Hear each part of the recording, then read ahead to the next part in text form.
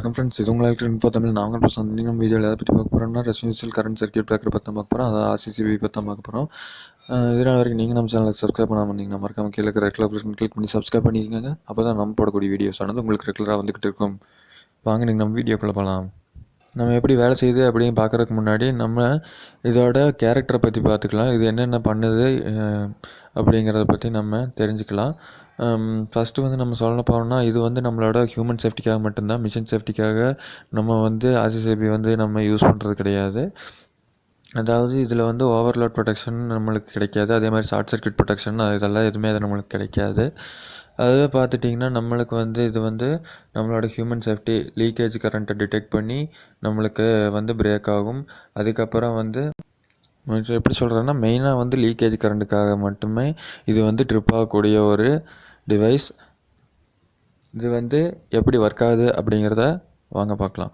Let's வந்து இப்போ line வந்து இப்போ லைனும் நம்மளுக்கு நியூட்ரலுக்கு கொடுத்துருக்கோம். லைன் வந்து நம்மளுக்கு லைன் நியூட்ரல் ரெண்டுமே நம்ம RCCBயில் கனெக்ட் பண்ணியிருப்போம்.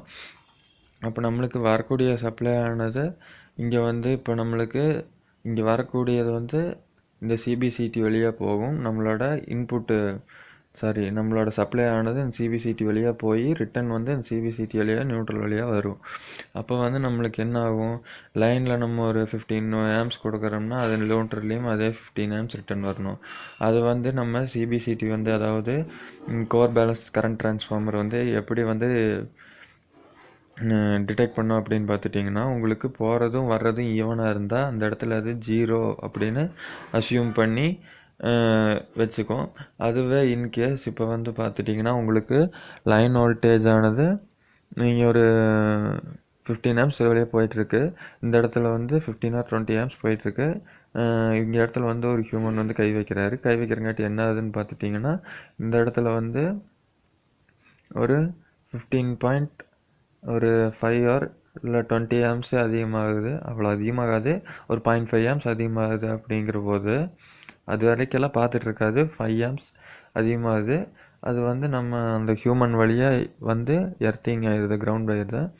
அப்போ வந்து பார்த்துட்டிங்கன்னா உங்களுக்கு இங்கே லைவில் வந்து எவ்வளோ எடுக்கணும்னா ஃபேஸில் வந்து நம்மளுக்கு ஒரு 15.5 வருதுன்னு வச்சுக்கோங்க.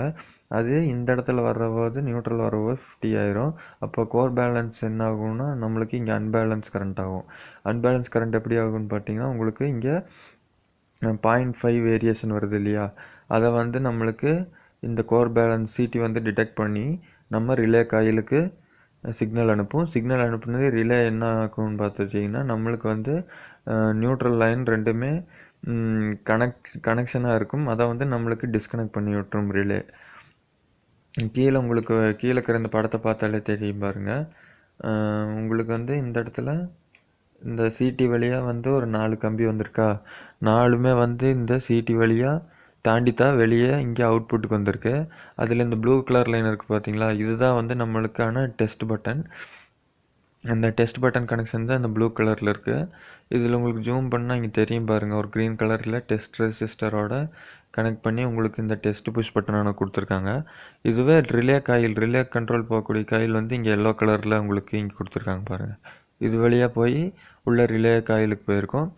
நம்மளுக்கு எப்பாச்சும் இந்த மாதிரி லீக்கேஜ் கரண்ட், அதாவது ரெசிடென்ஷியல் கரண்ட்டு வந்து நம்மளுக்கு வர்ற போது என்ன ஆகும்னா நம்மளுக்கு இங்கேருந்து இந்த கோர் பேலன்ஸ் வந்து இங்கே உங்கள் ரிலேவுக்கு ஒரு சிக்னல் அனுப்பும். அந்த கொடுக்கப்பட்ட சிக்னலானது என்ன பண்ணுன்னு பார்த்துட்டிங்கன்னா நம்மளோட இந்த ஆன் ஆஃப் நாபை வந்து டீஎங்கேஜ் பண்ணிடும், அதாவது ஆஃப் பண்ணிடும், ட்ரிப் ஆக்கி விட்டுரும்.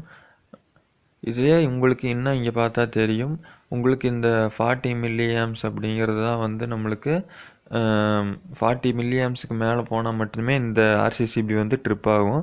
இதுவே வந்து நம்மளுக்கு இப்போ வந்து 0.5 வந்திருக்கு, அதனால 50 மில்லி ஆம்ஸ் வந்திருக்கு. அதனால வந்து நம்மளுக்கு இப்போ இந்த RCCB ஆனது வந்து ட்ரிப் ஆகிரும். அதுக்கடுத்து இதோட பேனல் டீட்டெயில்ஸை பற்றி பார்க்கலாம். முன்னாடி அந்த இதில் போட்டிருப்பாங்க இல்லையா, RCCBக்கு முன்னாடி, அதில் வந்து நம்மளுக்கு ஃபஸ்ட் எடுத்ததே வந்து 40 ஆம்ஸ் அப்படிங்கிறது வந்து நம்மளோட இதோட டோட்டல் கெப்பாசிட்டி, எத்தனை ஆம்ஸ் வரைக்கும் இது வந்து நம்மளுக்கு டிஸ்ட்ரிபியூட் பண்ணோம் அப்படின்னு கரண்ட்டை வந்து நம்மளுக்கு வந்து அவுட்புட் கொடுத்துட்ருக்கோம் அப்படிங்கிறத பற்றி. 40 ஆம்ஸுக்கு மேலே போனால் என்ன ஆகும்னு பார்த்துட்டிங்கன்னா, இதுக்கு மேலே இதில் போட்டிருக்காங்கல்ல, காயிலெல்லாம் போட்டிருக்காங்க இல்லையா, அது ஃபுல்லாக ஹீட் ஆகி நம்மளுக்கு டேமேஜ் ஆகிரும். 40 ஆம்ஸ் வரைக்கும் கரெக்டாக இருக்கும்.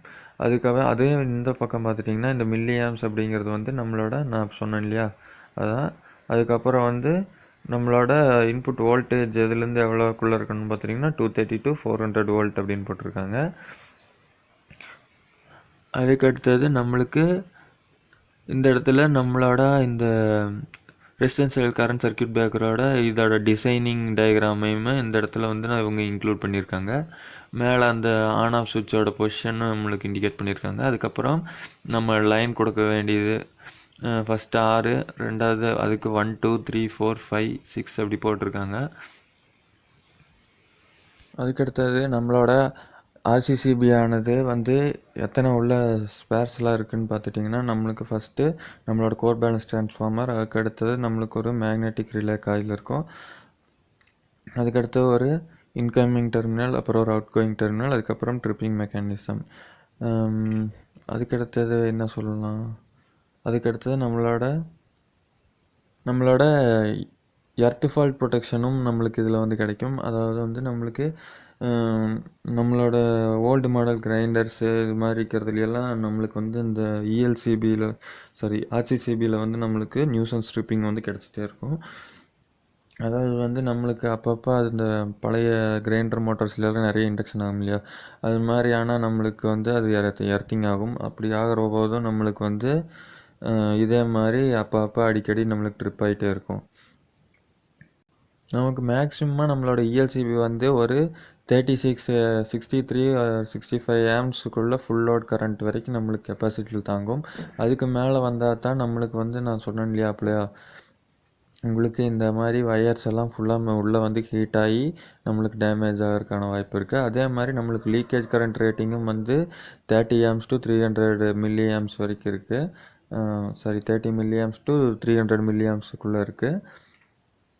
அதே மாதிரி நம்ம ஆர்சிசிபியில் வந்து நம்மளுக்கு நம்பர் ஆஃப் போல்ஸ் வந்து சிங்கிள் போல்ஸ் வந்து நம்மளுக்கு அவைலபிள் இல்லை. ஒன்லி 2 போல் 3 போல் 4 போல் வரைக்கும் நம்மளுக்கு அவைலபிலிட்டியில் இருக்குது.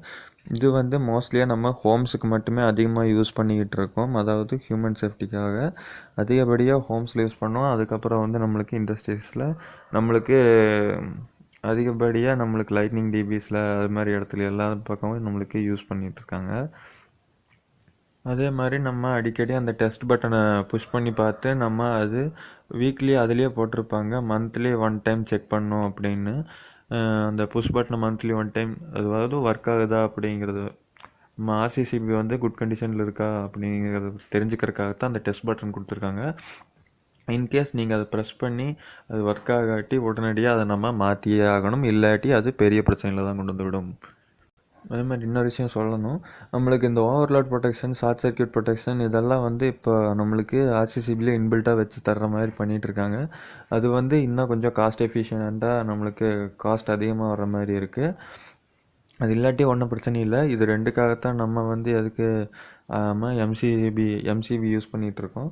அது வந்து பார்த்துட்டிங்கன்னா நம்மளுக்கு ஓவர்லோட் ப்ரொடெக்ஷன் ஆனால் நம்மளுக்கு வந்து எம்சிபியில் வந்து நம்மளுக்கு வந்து அந்த பைமெட்டாலிக் ஸ்டிப் வந்து ஓவர் ஹீட் ஆகி நம்மளுக்கு பெண்ட் ஆனால் நம்மளுக்கு வந்து என்ன ஆகும்னா நம்மளுக்கு வந்து கரண்ட் ஆனது ஐசோலேட் ஆகிரும், அந்த சர்க்யூட் ஆனது ஐசோலேட் ஆகி பிரிஞ்சிடும். அதே மாதிரி நம்மளுக்கு ஷார்ட் சர்க்யூட் ஆனாலும் நம்மளுக்கு வந்து சேம் ப்ராசஸில் அங்கே நம்மளுக்கு எம்சிசிபியை கட் ஆஃப் பண்ணி கொடுத்துரும், அதான் ட்ரிப் ஆகிரும். அதனால் நம்மளுக்கு ஆர்சிசிபியில் இது ரெண்டும் இல்லாட்டி ஒன்றும் பிரச்சனையே இல்லை போகிறதில்ல. அவ்வளோதான் இதை பற்றி சொல்கிறதுக்கு இருக்குது. எனக்கு தெரிஞ்ச வரைக்கும் எல்லாத்தையும் தெளிவாக சொல்லியிருக்கேன். ஏதாச்சும் டவுட் இருந்தால் கமெண்ட் பாக்ஸில் கமெண்ட் பண்ணுங்கள். மேலும் இது போன்ற வீடியோக்களை பார்க்க மறக்காமல் நம்ம சேனலுக்கு சப்ஸ்கிரைப் பண்ணிக்கோங்க ஃப்ரெண்ட்ஸ். ஓகே, பாய்.